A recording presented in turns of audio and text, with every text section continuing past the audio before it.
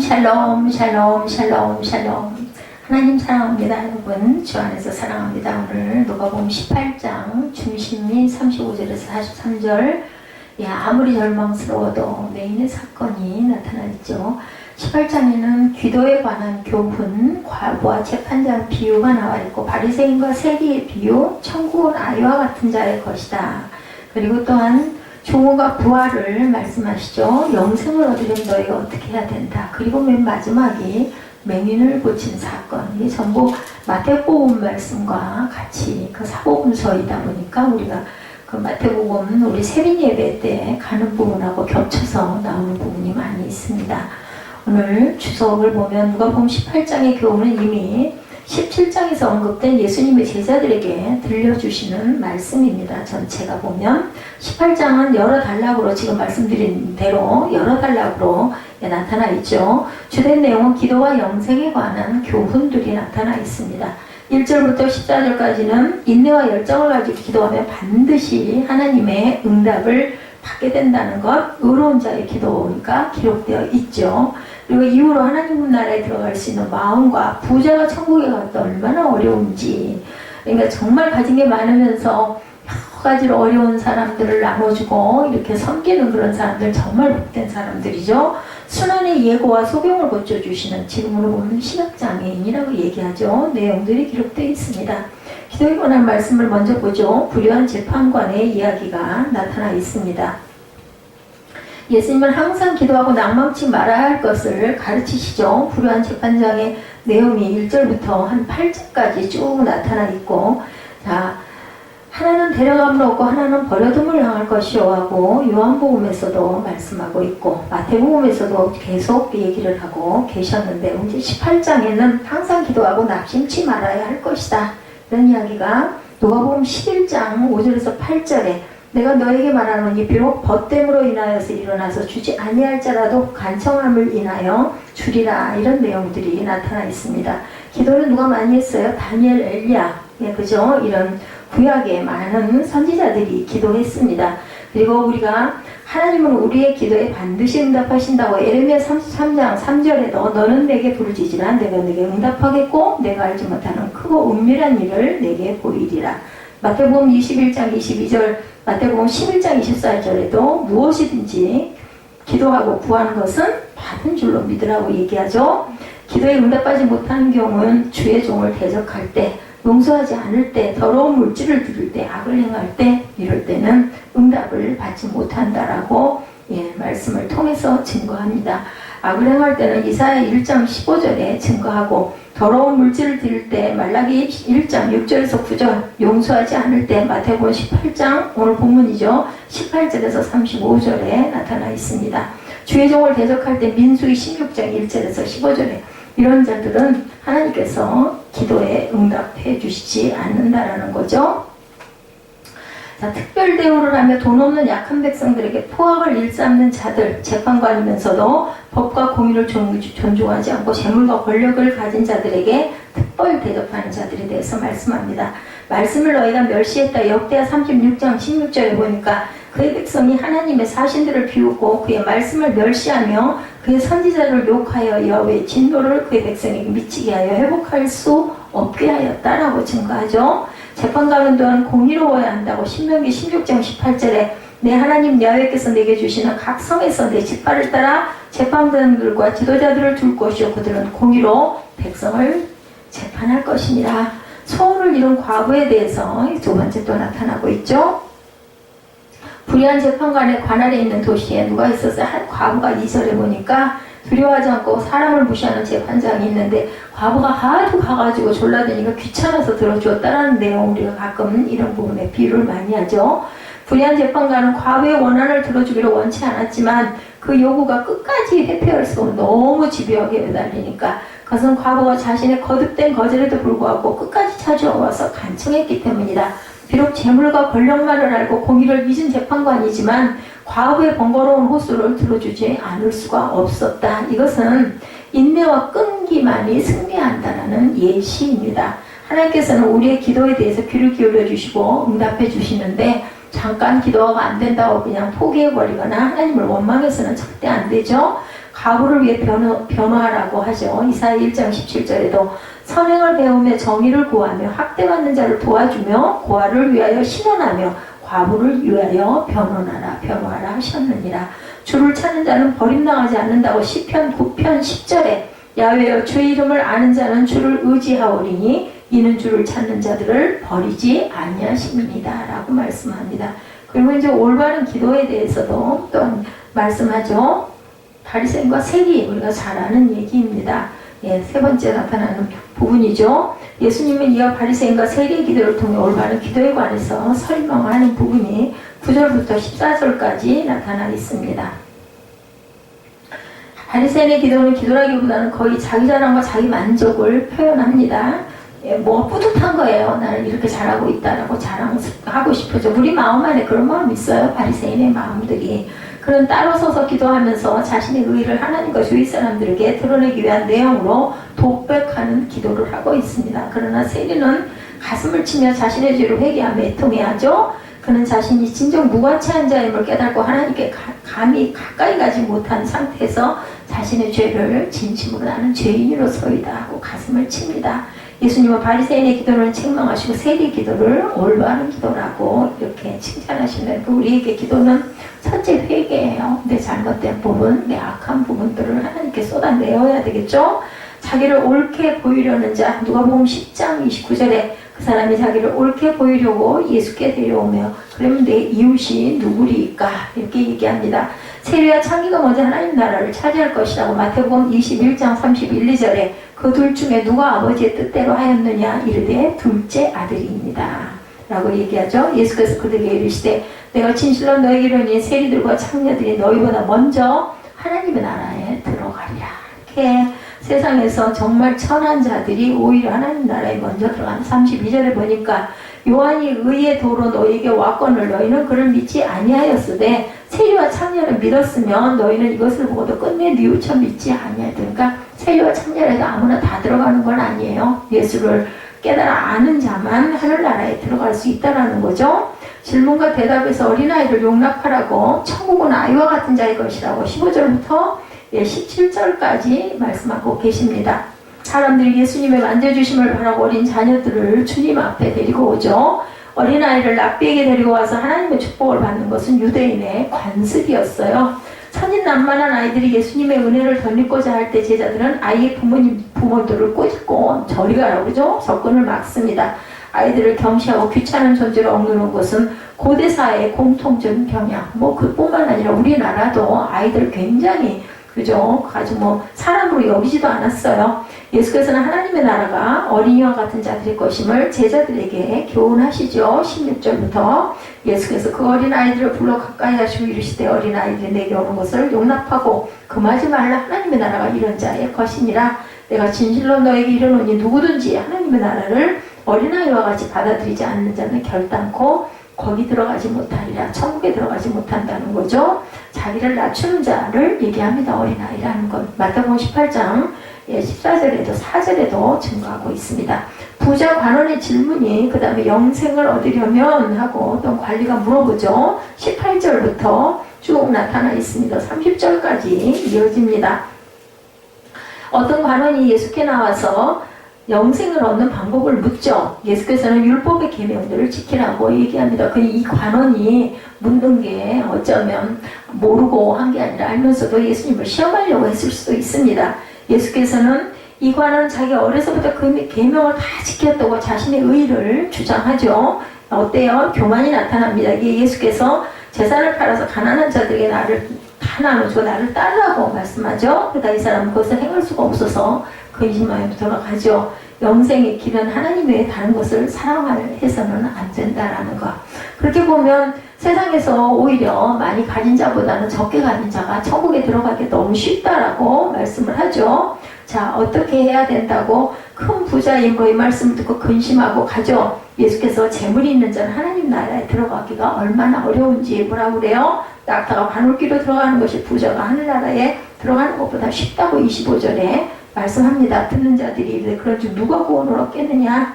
무릇 사람이 할 수 없는 것을 하나님은 하실 수 있느니라고 얘기합니다. 베드로가 여짜오되 보옵소서 우리가 우리의 것을 다 버리고 주를 따랐나이다 했더니 29절에서 하나님의 나라를 위하여 집이나 아내나 형제나 부모나 자녀를 버린 자는 현세 여러 배를 받고 내세 영생을 받지 못할 자가 없느니라. 그러니까 하나님의 나라를 위해서 내 걸 다 쏟아붓는 자는 적어도 하늘나라 천국 표를 다 받아놓았다는 것을 우리가 깨달아 알아야 된다. 돈을 사랑함이 일만하게 뿌리죠. 근데 돈 사랑하지 않는 사람은 사실은 없습니다. 근데 그것을 내 배만 채우려고 해서는 하늘나라를 절대로 들어갈 수 없다. 구제는 하늘의 보물을 쌓아두는 일이죠. 누가복음 12장 33절에 너희 소유를 팔아 구제하여 낡아지지 아니하는 배낭을 만들라. 하늘에 둔 바 다음에 없는 보물이니 거기는 도둑도 가까이 하는 일이 없고 좀도 먹는 일이 없다. 자, 돈을 사랑함이 일만하게 뿌리라고 디모데전서 6장 10절에 돈을 사랑함이 일만하게 뿌리가 되나니 이것을 탐내는 자들은 미혹을 받아 믿음에서 떠나 많은 근심으로 자기를 찔렀다고 얘기합니다. 돈 사랑하다 보면 돈 풀 수가 없죠. 그것을 내 배를 채우려고 열심히 축적을 하는 분을 우리가 세상에서 흔히 봅니다. 우리 마음에도 노후를 위해서 뭘 좀 준비해야지 이런 것도 사실은 내일 일을 우리가 누가 알겠어요. 그죠? 저축해놨다가 그거 쓰지도 못하고 사고를 당할 수도 있습니다. 하나님은 다 알고 계시는데 우리는 아무것도 모르는 거죠. 구원은 하나님께 달려있다라는 거죠. 그래서 하나님은 많은 재물 때문에 영생의 일을 포기한 관원이 돌아간 후에 부자는 구원받기가 이렇게 어렵다. 낙타가 바늘귀로 들어가는 것보다 더 어렵다라고 비유를 하시죠. 예수님의 말씀을 들은 제자들은 누가 구원을 얻겠느냐? 과연 그렇다면 누가 도대체 어떻게 낙타가 바늘귀로 들어가겠어요? 말도 안 되죠. 예수님은 구원은 누구에게? 하나님께 달려있다고. 하나님은 하나님의 나라를 위해 모든 것을 버린 자는 금세에 있어도 여러 배를 받고 내세의 영생을 받지 못할 자가 없다라고 말씀합니다. 은혜로 구원을 얻죠. 에베소서 2장 8절부터 10절까지 나타나 있죠. 너희는 그 은혜에 의하여 믿음으로 말미암아 구원을 받았으니 이것은 너희에게 난 것이 아니요 하나님의 선물이라고 말씀합니다. 하나님은 자기 뜻대로 행하신다고 다니엘 4장 35절에 땅의 모든 사람들을 없는 것 같이 여기시며 하늘의 군대에게든지 땅의 사람에게든지 그는 자기 뜻대로 행하시나니 그의 손을 금하든지 혹시 이르기를 내가 무엇을 하느냐고 할 자가 당연히 아무도 없죠. 하나님 외에는 이것을 마음대로 하실 분은 아무도 없습니다. 순한 예기와 소경을 치유해 주심이 오늘 저희들이 함께 나눌 주요 중점이죠. 죽음과 부활을 다시 말씀하시죠. 예수께서 12제자를 데리시고 우리가 예루살렘으로 올라가는 이 선지자들을 통한 기록된 모든 것이 나에게 응하리라 십자가에 돌아가실 것을 여기서 또다시 한번 말씀을 합니다. 그리스도의 순환은 당시에 정치적, 종교적, 사회적인 복잡한 사정에 의해서 작정되었으나 그 모든 배후에는 하나님의 엄숙한 섭리가 있었다는 거. 그래서 베드로 보고 사탄아 물러가라고 한 사건을 여러분들 아시죠? 예수님은 이방인들의 조롱을 받고 누명을 받으며 침뱉음을 당하고 채찍질을 당할 것에 대한 예언을 하십니다. 그리고 결국은 죽음을 당하게 될 것과 3일 만에 다시 살아날 것을 예언하시죠. 예언의 성취를 누가복음 24장 46절에도 이르시되 이같이 그리스도가 고난을 받고 제3일에 죽은 자 가운데서 살아날 것과 그렇게 말씀하죠. 총독 빌라도에게 넘겨진 사건이 마태복음 27장 1, 2절에도 나타납니다.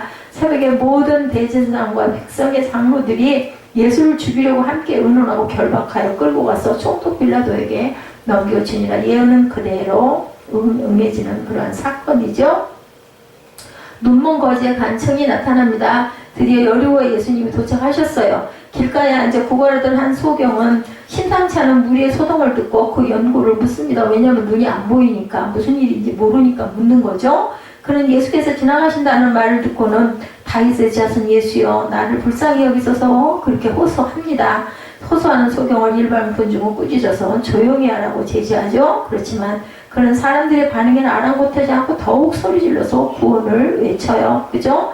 믿고 구하는 것은 받은 줄로 믿어야 되겠죠? 마태복음 21장 22절에 너희가 기도할 때 무엇이든지 믿고 구하는 것은 다 받으리라 하시니라 증거합니다.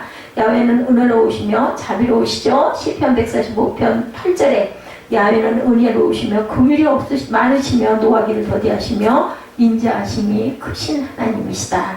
그래서 치유를 받죠. 결국은 소경이 큰 소리로 호소하는 소경을 제지하던 군중과는 달리 예수님은 머물러 서서 데려오라고 하십니다. 그리고 소문을 들어주시죠. 예수님의 소문을 듣고 병고침을 호소했던 소경은 치유를 받습니다. 눈을 뜨게 된 소경은 즉시 하나님께 영광을 돌리고 예수를 따라다녔으며 주위에 있던 많은 사람도 이를 보고 하나님을 찬양하는 역사가 일어나죠. 무리를 보고 민망히 여기시는 사건, 마태복음 9장 36절에 무리를 보시고 불쌍히 여기시니 이는 그들이 묵지 않는 양과 같이 고생하며 기진합니다. 우리 세상에 살아가는 모습들이 다 그래요. 있는 자나 없는 자나 그 염려와 근심의 그 종류가 조금 다를 뿐이지 어떤 자도 온전한 사람은 하나도 없습니다. 그러니까 정말 너무너무 긍휼히 여겨주시는 하나님이고 정말 여기서 민망하다라는 것이 불쌍히 여기신다라는 뜻을 내포하고 있습니다. 야훼의 이름에 합당한 영광을 돌리죠. 시편 29편 2절에 야훼께 그의 이름에 합당한 영광을 돌리며 거룩한 옷을 입고 야훼께 예배할지어다. 그래서 사실은 예배드릴 때 옷은 구별된 옷을 우리들이 입어야 된다. 우리 잠잘 때 잠옷 갈아입는 것처럼 예배드릴 때 그래서 성의라고 얘기합니다. 그래서 예배를 오래 교회를 다니는 분들은 교회 나갈 때 주일날 입는 옷도 물론이고 신발까지도 따로 놓고 신으시죠. 우리는 불의의 재판관에게 나아가 자신의 억울함을 해결해 달라고 하는 과부를 통해서 우리의 기도가 어떠했는가 하는 것을 깨닫죠. 우리는 그동안 많은 기도를 하나님께 드렸어도 응답을 받지 못하는 경우들이 많았어요. 그 가운데 상당수가 간절함과 끈기가 부족했음을 알고 더욱 힘써서 기도하고 그렇게 해서 응답을 받는 누구처럼 이 불의한 과부에 아주 귀찮을 정도로 하다 보니까 이거 그냥 놔뒀다가는 내가 못 살겠다, 이거 고쳐줘야 되겠다, 이런 마음이 될 정도로 우리는 정말 끈기를 가지고 인내하며 기도해야 된다. 자, 오늘 봅니다. 절망 가운데 있는 사람들에 대해서 35절까지 내용을 쭉 한번 둘러보도록 합니다. 35절부터 43절까지 여리고에 가까이 갔을 때 맹인의 이야기죠. 이 부분 보면 자,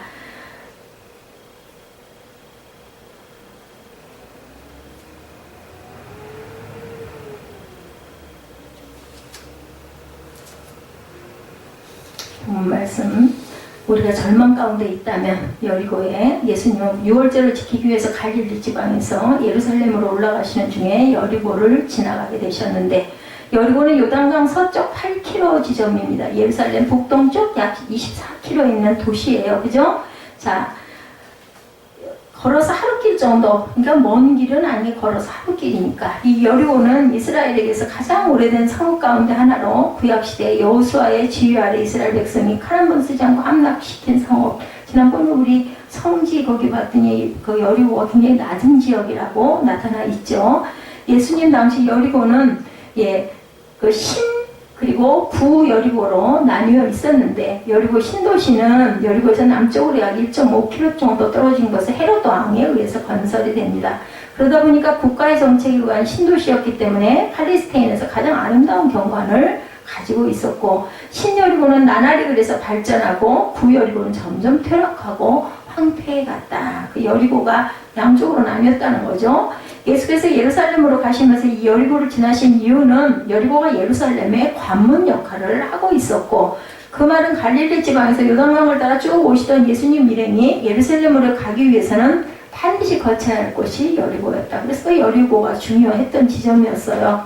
요단강 건너서 여리고를 뚫지 않고는 갈 수가 없었죠. 여호수아의 지휘하에 그 출애굽을 한 사람들도 예수님은 자신을 따르던 무리가 유월절을 지키기 위해서 예루살렘으로 가던 순례자들과 함께 여리고를 향해 가셨고 걸어가시면서 그들을 가르치셨던 것으로 나타나 있습니다. 오늘 본문이 예수께서 길을 가시면서 무리들을 가르치신 것은 당시 랍비들의 교육 방법 중에 하나가 걸어가면서 강론하는 것이 있었기 때문에 예수님도 그렇게 하신 것 같아요. 가면서 얘기를 하면 그러니까 뭐 빨리 갔겠어요. 천천히 걸어가고 무리는 뒤를 따라가면 근데 참 궁금한 건 소리가 들렸을까? 그죠? 앞으로 보면서 가는데 그죠? 뒤로 줄줄 따라오는 사람들 들렸겠느냐고 주변에 있는 사람들 옆에 있는 사람들 정도만 알아들었을 것 같은데 어쨌든 그런 풍습이었던 거죠. 예수께서 길을 가시면서 무리를 가르치신 것은 이런 랍비들의 교육 방법 중에 하나였다고 합니다. 그렇게 예수님은 걸어가면서 무리에게 말씀을 가르치셨고 아마 가다가 좀 멈춰서서 얘기하시다가 또 걸어가시고 이렇게 하시지 않았을까. 그들은 예수님의 말씀을 하나도 놓치지 않고 들으려고 예수님 가까이 바짝 다가서서 걷고 있었어요. 그런가 여리고 성문 밖에도 수많은 사람들이 진을 치고 있습니다. 그 이유는 당시 순례자들의 무리들이 성읍이나 촌락을 지날 때 그 마을 사람 가운데 예루살렘에서 벌어지는 절기와 제사에 참여하지 못한 사람들이 순례자를 보기 위해서 구경꾼들이었다는 거죠. 그들이 가는 길에 복을 빌어주기 위해서 성문 밖 길가에 나와 서 있었다는 겁니다. 우리가 한번 쭉 그림을 생각하듯 어떤 그 영화 화면을 생각하듯 생각을 해봅니다. 그러니까 그날 여리고 성문에는 예수와 함께 예루살렘으로 올라가는 무리들과 여리고에 나온 사람들까지 굉장히 많은 사람들이 운집해 있었던 모습입니다. 우리는 첫 번째로 소원을 가져야 한다. 오늘 본문 말씀에서 거의 한 맹인이 앉아서 구걸을 하고 있죠. 35절에 마가는 그 이름을 바디메오라고 마가복음 10장 46절에 말씀합니다. 바디메오는 그 이름이 아니고 디메오라는 사람의 아들이죠. 바가 붙은 건 아들이라는 뜻이에요. 그죠? 자, 아마 그에게는 이름이 있었겠지만 장애인이라는 이유 때문에 이름도 필요 없다고 여겨진 것은 아닐까. 이름마저 필요 없어진 사람, 부모나 가족마저 외면한 사람의 현실을 이해할 수 있는 사람이 몇이나 될까. 누가 뭐 거들떠나 보겠어요? 그가 아무것도 볼 수 없고 그래서 아무리 세계 속에 거하는 것도 도대체 아무도 사람으로 취급도 안 했을 것 같아요. 그 행색은 얼마나 초라했겠으며 눈은 안 보이고 그 무슨 씻을 게 있었겠어요. 뭐 먹을 게 제대로 있었겠어요. 사람의 형상도 아니었을 것 같아요. 예, 볼 수 없기 때문에 할 수 있는 건 역시 거의 없는 이 사람이 힘든 현실과 아픔은 도대체 누가 알 수 있을까? 하나님께서 바라보신다라는 거죠. 거기다가 이 사람은 날 때부터 장애인이 아니라 사고나 질병 때문에 시력을 잃은 것으로 보여집니다. 41절에 주여 보기를 원하나이다. 43절에 곧 보게 되어 라고 오늘 증거하고 있습니다. 41절에 내가 무엇을 하여 주기를 원하나 이르되 주여 보기를 원하나이다. 예수께서 그에게 이르시되 보라 내 믿음이 너를 구원하였나이다. 43절에 곧 보게 되어 하나님께 영광을 돌리며 예수를 따르니 백성이 다 이를 보고 하나님을 찬양하다. 이 사람은 날 때부터 장애인이 아니라 사고나 질병 때문에 시력을 잃었다는 거죠.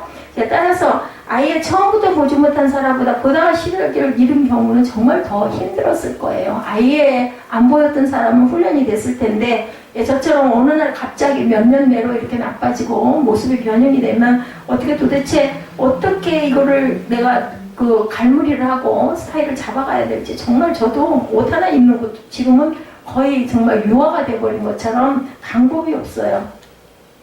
지금까지 어른으로 살다가 아무것도 할 수 없는 아이가 되어서 먹여주고 입혀주고 데려다 줘야만 갈 수 있는 그런 사람 얼마나 답답할까.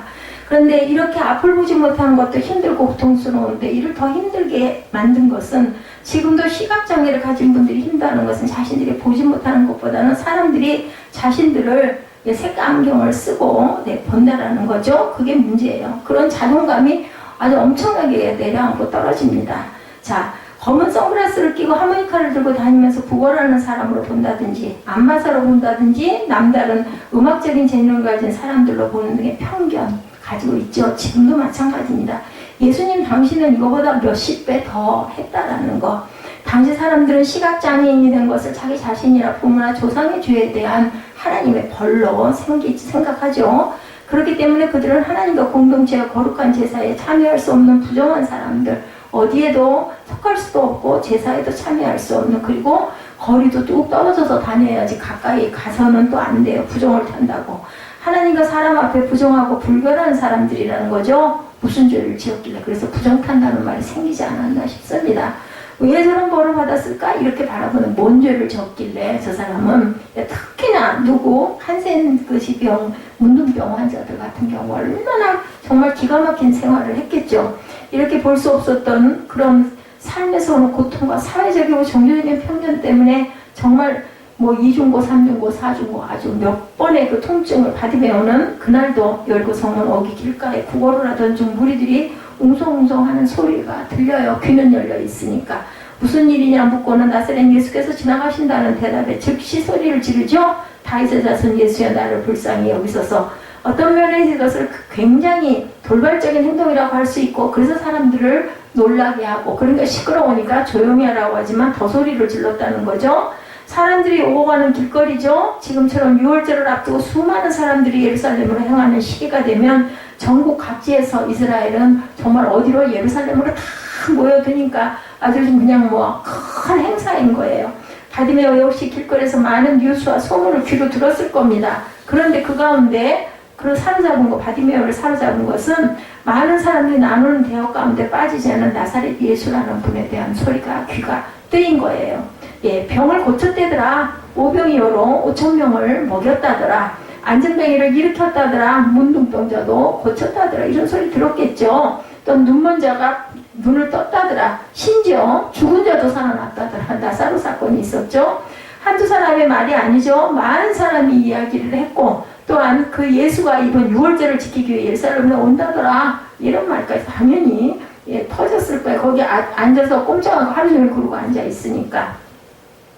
거짓말도 우리가 반복해서 듣다 보면 혹시 그렇지 않으려나 이런 생각이 우리도 듭니다. 바디메오에게 예수님에 관한 소문과 소식이 쌓이고 쌓였으니 정말 유일한 소망은 뭐예요? 예, 이 예수를 붙드는 일밖에 없어요. 점점 사실로 자리를 잡고 그러다가 나사렛 예수가 다윗의 후손으로 오실 메시아라는 믿음까지 이르게 됐다는 거. 중요한 건 다윗의 후손 예수 그리스도시요, 그죠? 이 단어가 이 바디메오를 살린 단어예요. 자, 그때부터 바디메오에겐 하나의 소원이 생겨요. 나사렛 예수를 만나자. 내가 어떻게든지 만나야 될 거다. 그러니까 뭐 정말 죽을 길을 써서 소리를 질렀을 거예요. 무슨 마이크가 있었던 것도 아닌데. 자, 예수님에 대한 믿음, 그 사람을 만나야 내가 꼭 살 수 있다라는 소망이 커졌다라는 거죠. 한 번만이라도 예수님을 만날 수만 있다면 나는 살 거다. 왜냐면 다들 그렇게 살아난 사람들이 있으니까. 병든 자들과 장애인들을 긍휼히 여기신 그분이 나도 긍휼히 여겨주실 거야. 이런 소망과 믿음을 우리는 가져야 되겠다. 그분이라면 나의 이 한과 아픔과 눈물을 씻어주실 거야. 그죠? 우리 기도할 때, 찬양할 때 정말 어떤 절실한 문제가 있을 때는 그 문제에 비례해서 이런 마음, 그러다 보면 눈물을 흘리죠. 그러던 어느 날 무리들이 나사렛 예수가 여리고로 오고 계신다라면서 웅성거리죠. 예수님이 여리고로 오신다면 반드시 바디메오가 앉아 구걸하는 그 길을 지나가실 것이다. 그리고 얼마의 시간이 지나면 정말로 무리들은 예수가 저기 오신다고 하죠. 그리고 곧이어 예수님은 바디메오 앉아있는 데까지 오셨어요. 뭘까요?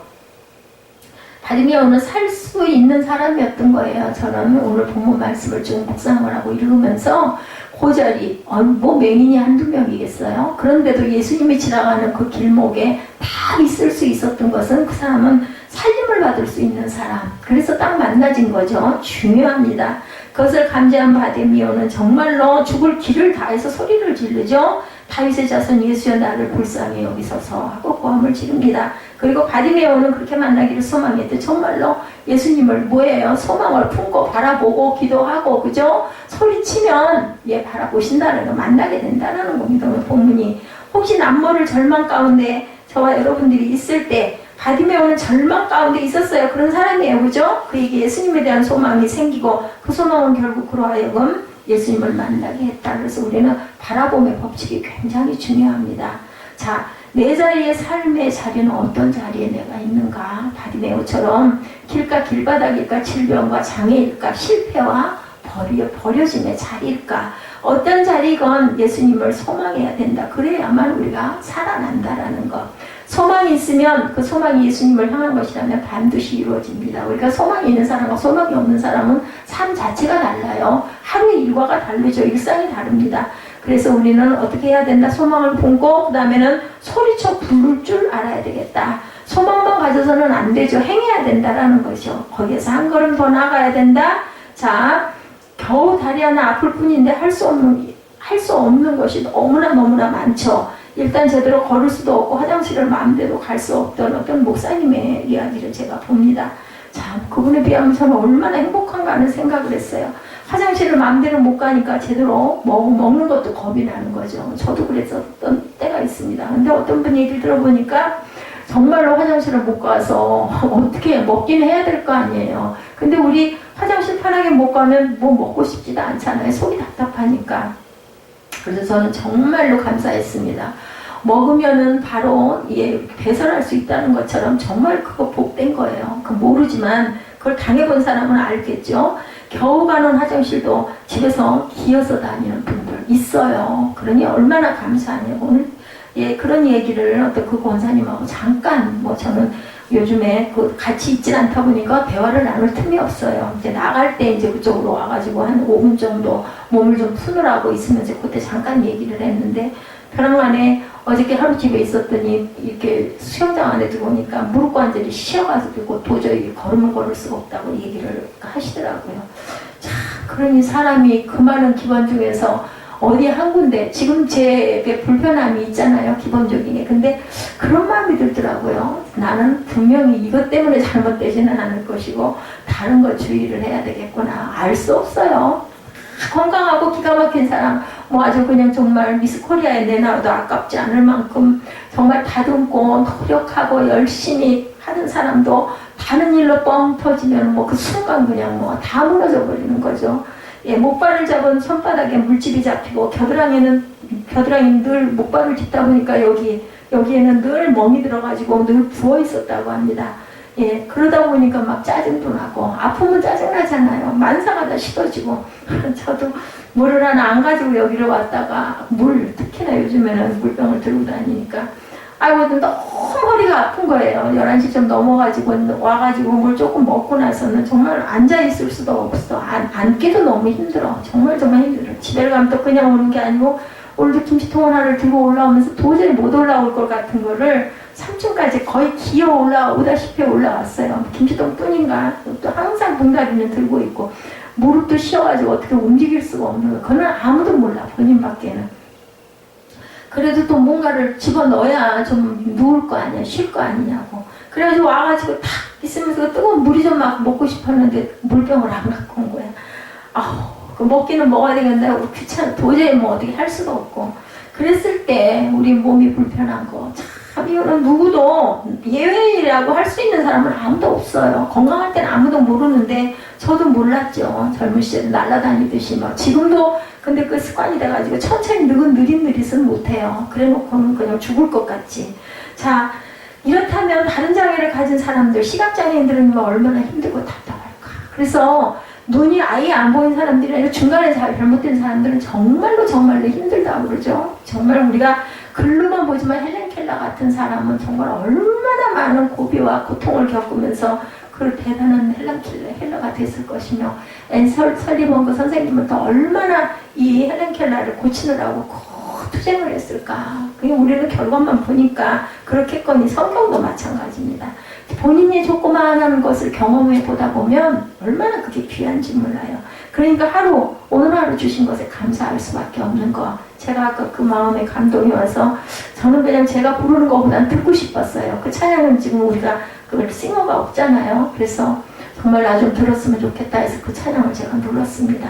그 가사가 너무 좋아요. 그죠? 오늘 이 하루도. 그죠? 하나님께서 우리를 지키시지 않으면 누구도 어떤 사람도 어떤 위치에 있는 어떤 사람도 아무도 그것을 보상할 수가 없는 감사의 하루, 선물로 주어지는 하루라는 것을 이렇게 되지 않았으면 제가 알겠느냐는 거예요.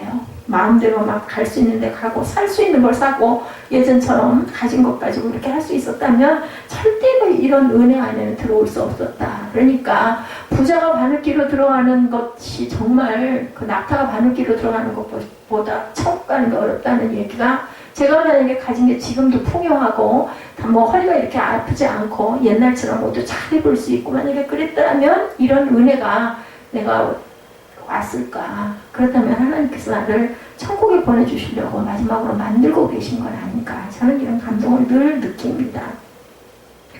이 바디메오 같은 경우는 보고 싶은 것도 볼 수 없고 가고 싶은 것도 갈 수가 없고 움직이거나 걷다가 걸려 넘어지고 그죠? 어디 구덩이에 빠지기도 할 것이고 누가 붙잡아주기나 해요. 붙잡아주는 사람도 없어요. 이 정도가 되면 아무도 가족도 누구도 아무도 보살펴 주지 않는다. 그게 남의 일이 아니에요. 내 주변에 지금도 일어나고 있지 않습니까? 그 돈이 뭔지 그죠? 그것 때문에 그러니까 요즘에 이제 앞으로는 생활 좋고 돈 가진 사람들이 좀 더 오래 살겠구나 하는 생각이 제가 듭니다. 근데 바디메오에게 남은 거 그것은 외칠 수 있었다는 거. 우리 목소리 저는 아들에게 조금 혈기가 나가지고 5분만 뭐라고 소리를 지르고 나면 그 다음에는 말을 할 수가 없어요. 목이 너무 아파가지고 성대가 너무 약해진 거죠. 근데 이 바디메오는 외칠 수가 있었어요. 예수님 귀에 들릴 정도로 고함을 칠 수가 있었던 거예요. 이것도 정말 얼마나 감사할까. 만약에 말을 못하거나 소리가 안 났으면 어떨 뻔했어요. 위험한 것을 볼 수 없으니 가다가 어떤 공격을 당할지도 모릅니다. 그런데 외칠 수 있었던 이것 때문에 다윗의 자손이여 나를 불쌍히 여기소서, 이 한마디가 예수님을 돌아보게 했다라는 거죠. 자, 모두 다 그 경멸하죠. 감히 죄인이, 감히 너 같은 게, 감히 부정한 네가, 모두 다 경멸합니다. 오늘 본문에 보면. 자, 재수없다고 조롱했을 거예요. 예전에 저 그런 얘기 많이 들었어요. 요즘에는 많이 좋아졌습니다. 눈 안경, 그 검은 안경, 그 전에 이용복인가요? 가수 싱어 있었죠. 재수없다 소리를 굉장히 많이 했어요. 그런 사람들을 그걸 보고 하면 그 채널 돌리라는 얘기들을 저도 들었습니다. 근데 그렇게 생각하면 안 되죠. 예수님의 주옥 같은 말씀을 듣는데 얼마나 소음이겠어요. 얼마나 시끄럽겠어요. 사랑받지도 않게 여겼을 텐데 행성은 또 얼마나 아마 뭐 정말 때때는 얼굴이고 몸이고 아마 그랬을 것 같아요. 보기에도. 이런 편견과 조롱과 비난과 저주의 말을 듣다 보면 대개 사람들은 스스로를 포기해버리게 되죠. 그죠? 이런 상황입니다. 나 같은 것이 살 수나 있겠어? 이럴 텐데도 불구하고 바디메오는 포기할 수 없었다라는 거. 뭐가? 삶의 소망이. 저는 늘 그럽니다. 살려면 움직여야 된다. 아침에 수영을 가도 할 게 왜 그렇게 많아요. 그죠? 눈치 봐야 되고, 나오면 또 뭐 닦아야 되고, 입어야 되고, 아주 뭐, 거기 보면은 노인들을 가만히 보고 서 있으면서 기다리면서 보고 서 있으면 정말 삶의 투쟁이구나. 또 그 속에서도 그냥 남은 급해가지고 그냥 누가 좀 안 나오나 하고 기다리고 있고, 또 시간에 늦어가지고 또 쩔쩔매는 사람도 있고 하는데도 뭐, 자기 거 아무 상관없이 오히려 더나 느리고 막 닦고 또 닦고 거품 내고 또 내고 하는 사람들 보면 인간의 욕심과 인간의 죄성을 저는 그걸 보면서 바라봅니다. 별별 사람들이 다 있어요. 보면 한순간에 무너져 버릴 것인데 저렇게까지 할 필요가 뭐가 있을까. 참 포기할 줄도 좀 알고 남을 좀 배려할 줄도 알아야 천국인데 모르는 거죠. 그 사람들은 그냥 나만 잘났어 이거 저 잘났어. 그냥 말할 필요가 없어요. 그죠?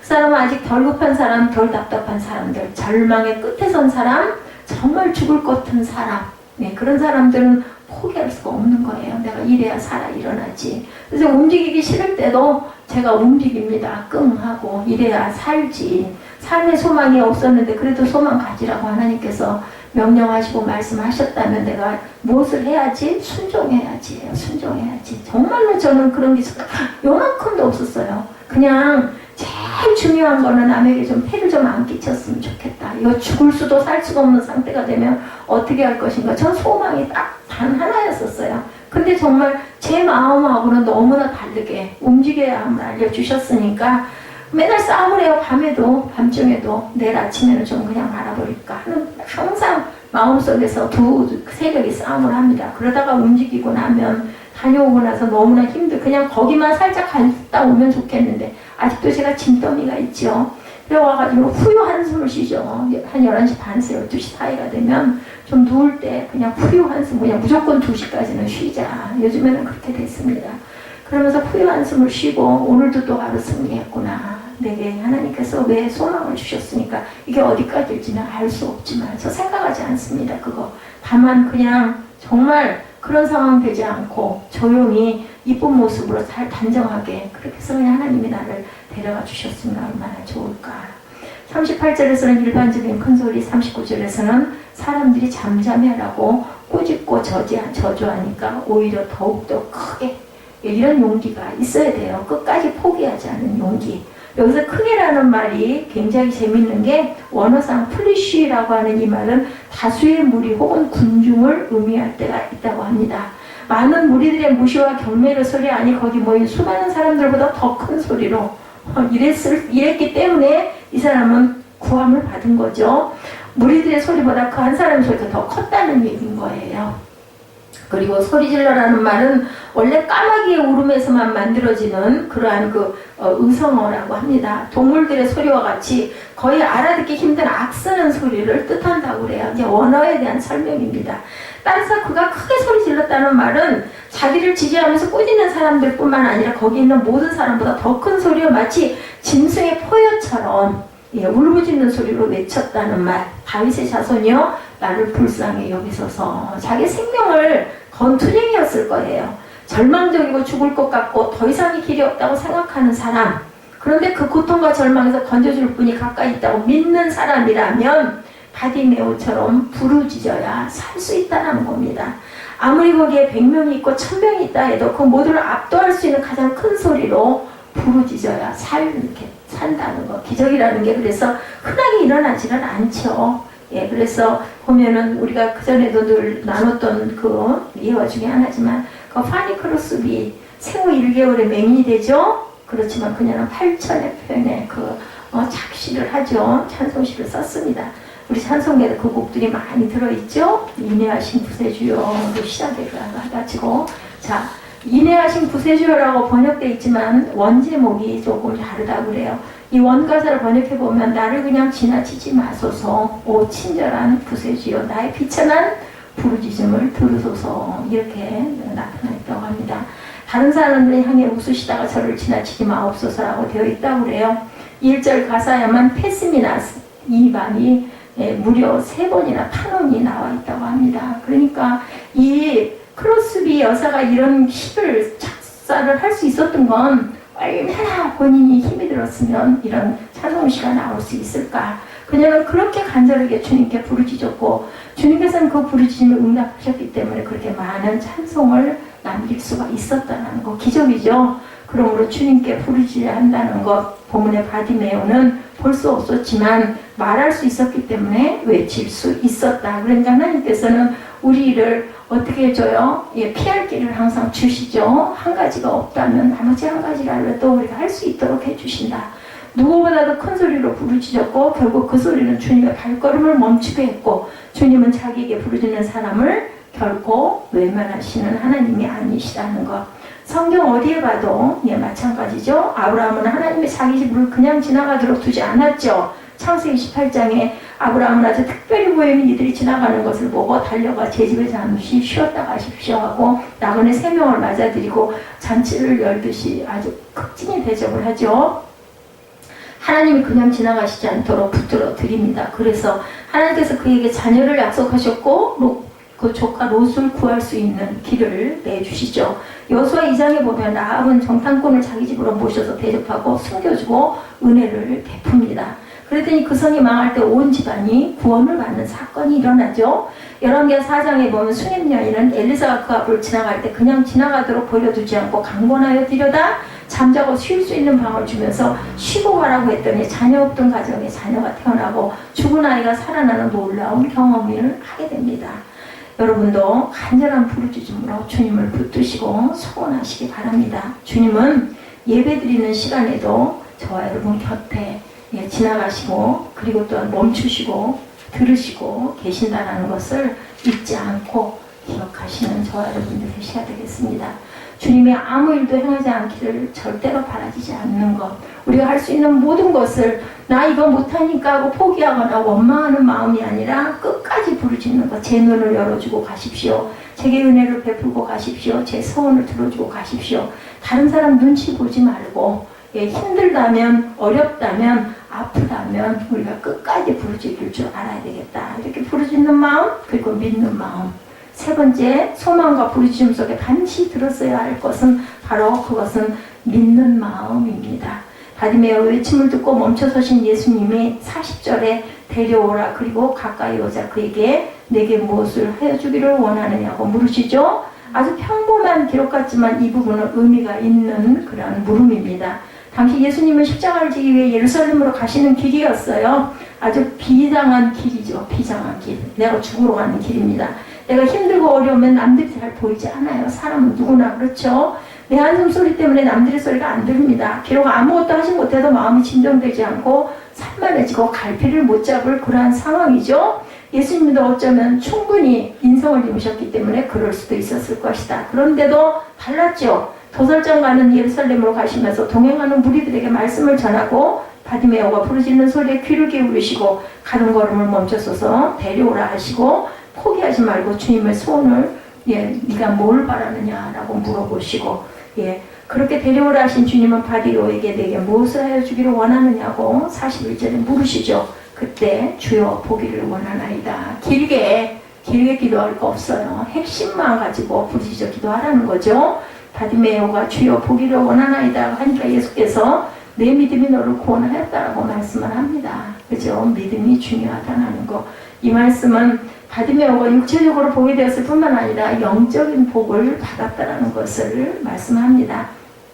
바디메오의 예수님에 대한 소원 속에 예수님을 향한 부르짖음 속에 믿음이 있었다는 거. 왜냐하면 하나님은 똑같은 말을 해도 그 사람의 속 안에, 내 안에 있는 내 마음을 하나님께서 읽으셔요. 네가 진심인지 아닌지, 아니면 허위인지, 오바를 하고 있는 건지, 그죠? 되든 안 되든 한번 손해날 거 없으니까 한번 해나보자 이든지, 아니면 정말로 죽기 살기로 매달리고 있는지 그 마음을 하나님께서는 아신다는 거죠. 길가 사람 바디메오에게 예수님에 관한 소식이 쌓이고 쌓이면서 처음에는 단순한 소문에 지나지 않은 것들이 점점 사실로, 사건으로 변하고, 그 다음에는 예수에 대한 믿음과 확신으로 자리를 잡은 바디메오의 믿음이 바디메오를 살렸습니다. 그래서 절망을 기쁨으로 바꿨다라는 내용이 바로 오늘 본문의 말씀의 핵심입니다. 성경에는 풍자가 숨어 있죠. 풍자란 부정적인 현상이나 사람의 결점이나 모순 등을 웃음으로 바꿔 비판하는 것이 바로 풍자인데, 자, 앞을 볼 수 없는 바디메오보다 본다는 사람들, 저와 여러분이 바디메오보다 못할 수 있다는 메시지를 오늘 본문에 담고 있는 거예요. 말씀의 말리로 보면 당시 여리고에 있던 다른 사람들에게는 삶의 문제가 없었겠느냐는 거죠. 다 있죠, 누구에게나. 당시 여리고와 그 주변에는 바디메오 같은 시각장애인들이 바디메오밖에 없었던 게 아니라는 거예요. 거기에는 환자들도 다른 장애를 가진 사람도 엄청나게 많았을 거예요. 그런데도, 그죠? 예수님을 친척 가운데도 아마 만나고 말씀을 듣고 기적의 현장을 목격한 사람들도 당연히 있었을 건데도 불구하고 그들 중 한 사람에게도 그 주님의 놀라운 역사가 일어나지가 않았는데 유독 바디메오에게 일어났다는 거. 그들에게는 주님을 향한 소문이나 주님을 향한 부르짖음이나 주님과 그 능력에 대한 믿음이 없었어요. 부경꾼처럼 따라다녔다라는 거죠. 그런데 절망적인 현실을 해결받는 사람은 오직 바디메오. 그 이유는 주님을 향한 소망, 주님께 향한 부르짖음, 주님을 믿는 믿음이 있었기 때문이라는 것을 우리가 꼭 이 본문 말씀을 통해서 기억하고 가야 되겠다. 바디메오에 있었던 그 간절한 소원이 없었다면, 바디메오에 있었던 그 처절한 부르짖음이 없었다면, 바디메오에 있었던 주님을 향한 믿음이 없었다면 우리가 더 심각한 장애인일 수 있다는 거. 바디메오는 눈에 보이는 장애를 가졌지만 우리에게는 눈에 보이지 않는, 보기에는 멀쩡한 것 같지만 그보다 더한 장애가 저와 여러분에게 있을 수 있다는 거. 주여 보기를 원하나이다. 이런 믿음의 부르짖음을 주여 나를 불쌍히 여겨 주옵소서. 이런 믿음의 기도를 하실 수 있는 소망을 가지고 행하고 믿고 구하시는 저와 여러분 되시기를 주님의 이름으로 축복합니다.